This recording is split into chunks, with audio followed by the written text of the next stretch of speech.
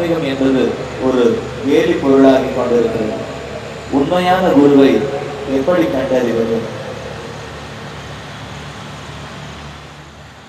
முதல் குருன்னு என்ன?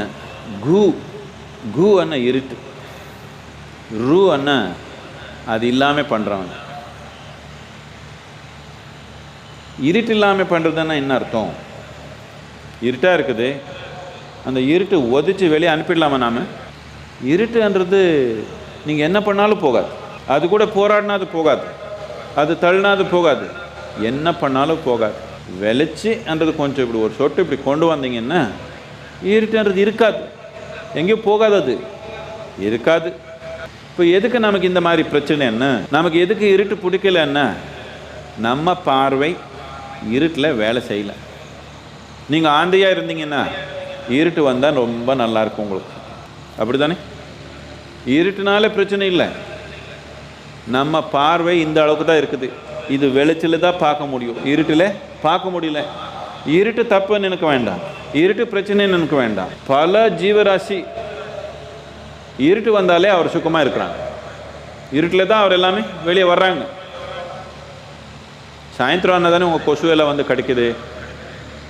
டே டைமில் பாருங்கள், நீங்கள் எங்கே இருக்குன்னு நீங்கள் தெரியல, அவருக்கு இவ்வளோ பெரிய ஆள் நீங்கள் கண்ணுக்கு தெரியல. ஈவினிங்கு தானே வந்து உங்களுக்கு டெங்கு அது இது பரிமாறுறாங்க. அவர் என்னத்துக்குன்னா அவருக்கு இருட்டு வந்தால் தான் நல்லா இருக்குது. இப்படி பல உயிர் பல ஜீவம் உலகத்தில் இருட்டு வந்தால் தான் அவருக்கு நல்லா இருக்குது. ஆனால் நம்முடைய கண் பார்வை வெளிச்சத்தில் தான் தெரியுது. இதனால் வெளிச்சு நல்லது இருட்டு கெட்டதுன்னு நினச்சிக்க வேண்டாம், நம்ம பார்வை இந்த அளவுக்கு தான் இருக்குது. இப்போது இருட்டு பிரச்சனை நமக்கு போகணுன்னா நான் வந்து எடுத்து வந்து விளக்கு வச்சா அதுக்கு டெய்லி ஆயில் ஊற்றுக்கணும். இல்லை பாருங்கள் புய்யன்னு ஓடுதாங்க, கேட்குதா?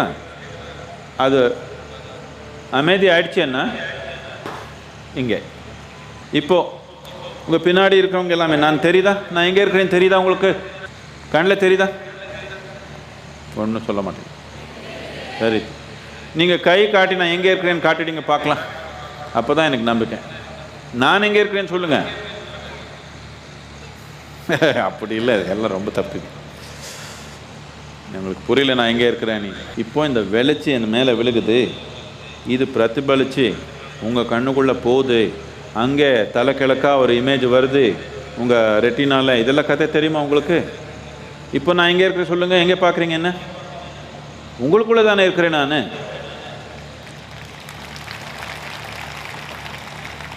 நான் பேசுகிறது எங்கே கேட்குது சொல்லுங்கள்? உங்களுக்கு உள்ளுக்குள்ளே தானே கேட்குது. இப்போ என்ன பார்த்தது நீங்கள் உள்ளதான், உலகம் எல்லாமே இங்கே பார்த்தீங்க, உங்களுக்குள்ளே தானே பார்த்தீங்க. வெளியே எதனால் உணர்ந்திருக்கீங்களா நீங்கன்னு கேட்குறேன் நான். வெளியே எதனால் உணர்ந்தீங்களா? இருட்டு வெளிச்சன்றது உள்ளதான் நடந்தது. நோய் ஆரோக்கியன்றது உள்ளதான் நடந்தது. துன்பம் இன்பம்ன்றது உள்ளதான் நடந்தது. ஆனந்தம் பாதிப்புன்றது உள்ளதான் நடந்தது. வெளியே எதனால் உணர்ந்து பார்த்துருக்கீங்களா எப்போனாலன்னு கேட்குறேன். உங்களுக்கு நடந்தது எல்லாமே வாழ்க்கையில் உள்ளதான் நடந்தது. இப்போ உள்நோக்கி பார்க்க வேண்டாமா? எல்லாமே இங்கே தான் நடக்குது, பிரபஞ்சமே இங்கே தான் நடக்குது. வெளியே நடந்தது என்னன்னு உங்களுக்கு தெரியல. ஒரு ஜீவம் ஒரு ஜந்து ஒரு விதமாக பார்க்குது இந்த பிரபஞ்சமாக. எது உங்களுக்கு இருட்டாக இருக்குதோ அவருக்கு வெளிச்சம் இருக்குது, எது வெளிச்சம் இருக்குதோ அது இருட்டாக இருக்குது. எல்லாமே உங்களுக்குள்ளே தான் பார்க்குறீங்க. எப்போ உள்நோக்கி பார்க்குற பார்வை உங்களுக்கு வந்துடுச்சோ இப்போ உங்களுக்கு இருட்டு வெளிச்சி கிடையாது. இதனால் இந்த மாதிரி நிலை உங்களுக்குள்ளே கொண்டு வந்தால் அவனுக்கு குருன்னு சொல்கிறது. ஆனால் இப்போது நிறைய பேர் மக்களுக்கு இந்த குரு தேடுற ஆர்வம் வந்துடுச்சுன்னு புரிஞ்சோட நிறைய பேர் என்டர்பிரைஸ் வந்துடுச்சு. தொழிலாளர்,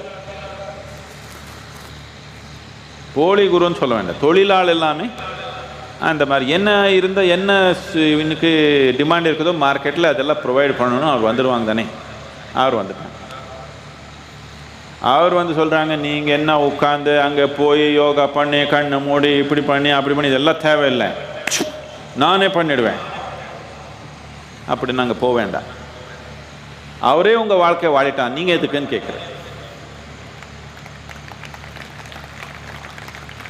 நீங்கள் யோகா மையத்துக்கு வந்தீங்கன்னா நாம் ரொம்ப கஷ்டப்படுத்துவோங்க. நீங்கள் சேரில் உட்காரத்துக்கே இப்படி கஷ்டப்படுறீங்க, நாம் கீழே உட்கார வச்சு இப்படி பண்ணி அப்படி பண்ணி மேலேருந்து தொங்கி போட்டு நரக்கம் இம்சை கொடுத்து அதுக்கப்புறம் ஒரு 4 வாரத்துக்கு அப்புறம் பார்த்தா உடல் பூ மாதிரி மிதக்கிறது. ஆனால் முதல் 4 வாரம் இம்சை கொடுக்குறோன்னு அப்படி இப்படி இல்லை, நரக்கம்தான். கீழே உட்காந்து உடல் வளைச்சி பழக்கில்லைன்னா யோகான்றது நரக்கம்தான் ஆரம்பத்தில்.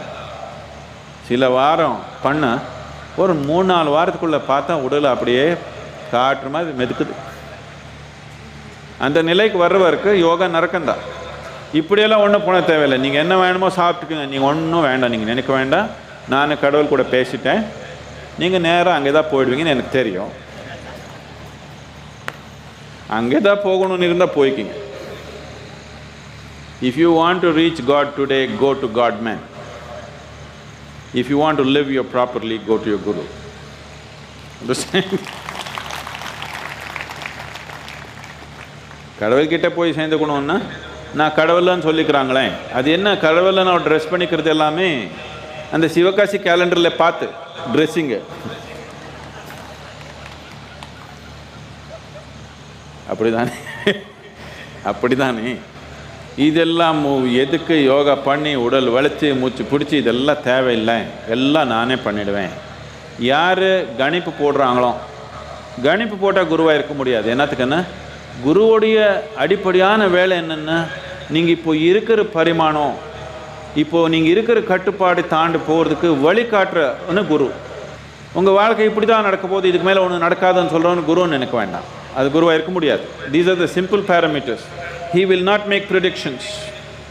He will not heal you. He will teach you methods to heal yourself, but never heal you. And he will not do miraculous things for you. He will teach you how you can become a miracle in your own life.